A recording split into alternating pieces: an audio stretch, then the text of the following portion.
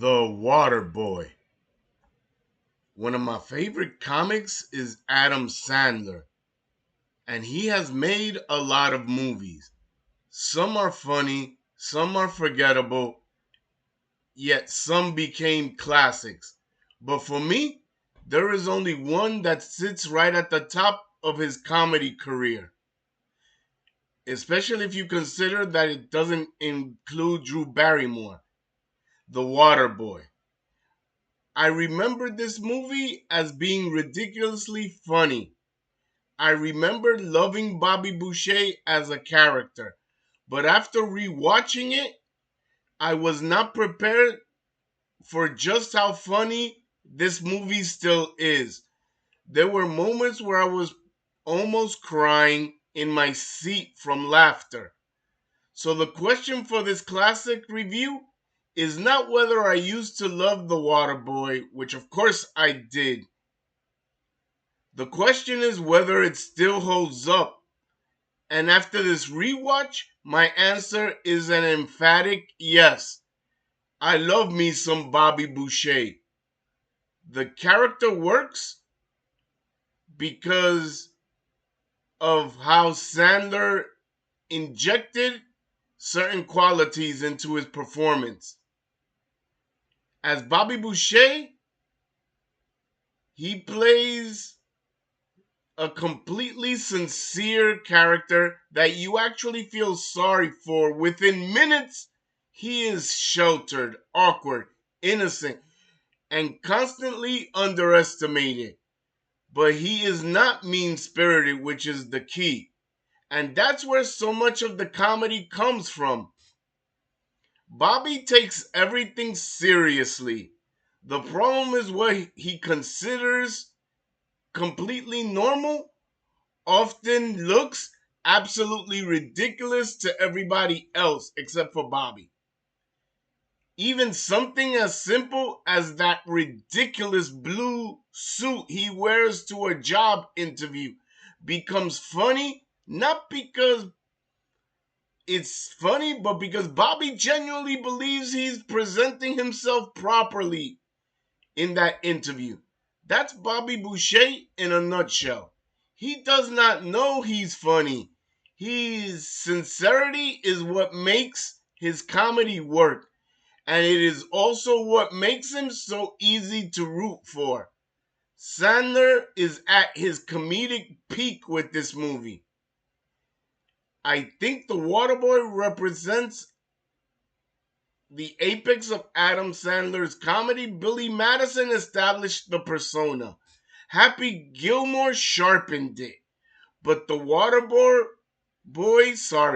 feels like the point in his career where Sandler's particular brand of movie comedy became complete.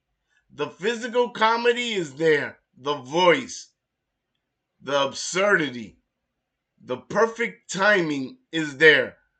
But there is also genuine vulnerability in Bobby. Sandler can make Bobby completely ridiculous 1 minute and genuinely touching in the next. Yes, let's talk about the supporting cast. Henry Winkler as Coach Klein is one of the best casting choices in a Sandler movie. I loved Winkler from Fonzie's Happy Days, but what really impressed me here is how Coach Klein matches Bobby's seriousness and ridiculousness. Klein does not simply react to Bobby's craziness. He takes Bobby seriously. They are two very unusual people who, in their own ways, completely believe in what they're doing. For me, that makes Klein a better supporting character than Chubbs in Happy Gilmore. And I love me some Carl Weathers. Then you have Kathy Bates, another great addition. Mama Boucher is ridiculous, but Bates plays her with total conviction. That commitment gives the movie credibility, even the character when it's invoking the devil, which she does numerous times, over something as simple as Vicky showing up to a barbecue.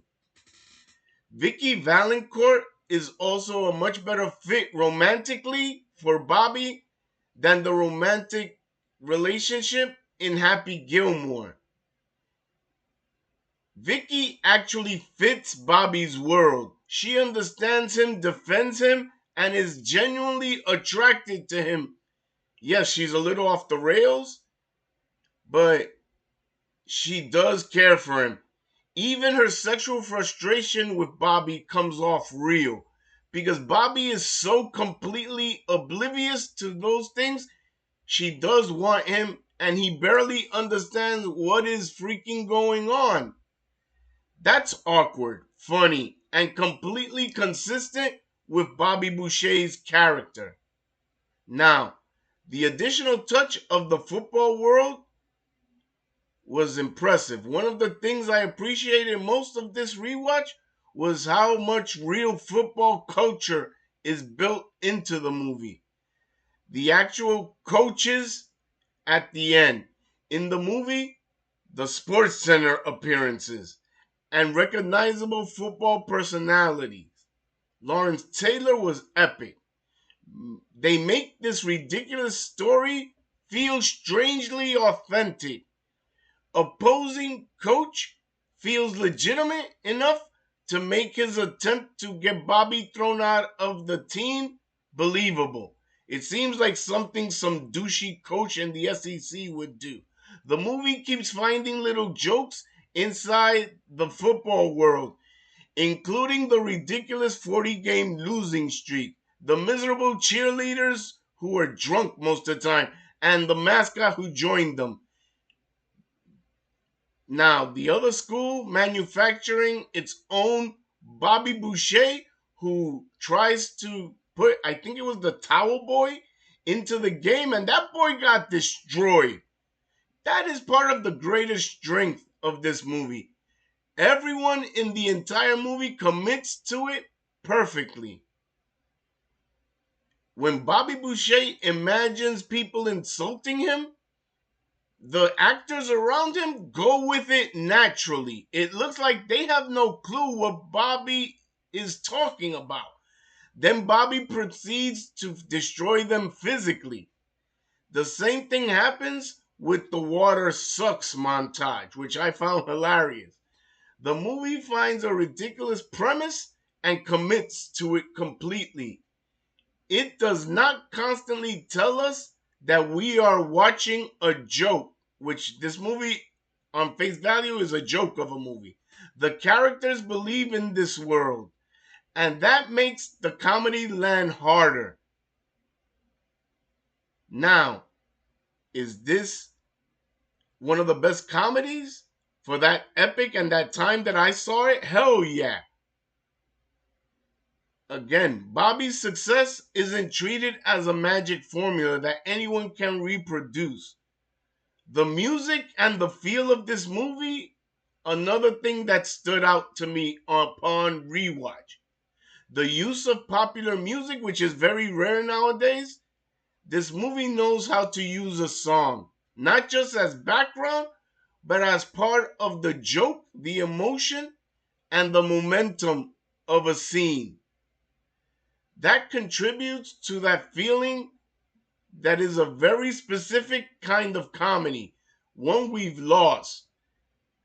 We don't nearly get enough of this anymore. A big, stupid, exclamation point, sincere comedy that is not afraid to be completely committed to its own ridiculousness. The heart of the movie, what keeps the Waterboy from being just a collection of jokes, is Bobby's growth, the GED storyline, his rebellion against his mother, and his eventual confidence all have emotional weight because we've spent the entire movie watching Bobby obey her and doubt himself. Even when Bobby finally rebels, he doesn't suddenly become cool. He is still awkward as fuck. as hell, including when he starts saying sexual things to his mother. I'm like, dude, where are you going with this? That's exactly why it works. Bobby finally finds his voice, but he hasn't figured out how to use it yet. After watching The Waterboy, again, this movie still works. I knew the jokes, I knew the story, I knew where it was going. I didn't care. I laughed, not polite laughs, not nostalgic smiles. I was almost crying in my seat. For me, this is peak Adam Sandler. It is stupid, ridiculous, heartfelt, committed, and incredibly funny. Maybe the best thing is that there was never a sequel. Please don't touch this. Bobby Boucher gets one complete story and it stays exactly what it is. The Waterboy is one of those rare comedies that didn't just survive my expectations, it obliterated them again and again. If you do enjoy honest movie reviews that separate the hype from the reality, hit subscribe, like. Remember, new releases every Tuesday, classics on Friday, and a short every day of the week. Keep your expectations realistic and your mind open. I will see you in the next one.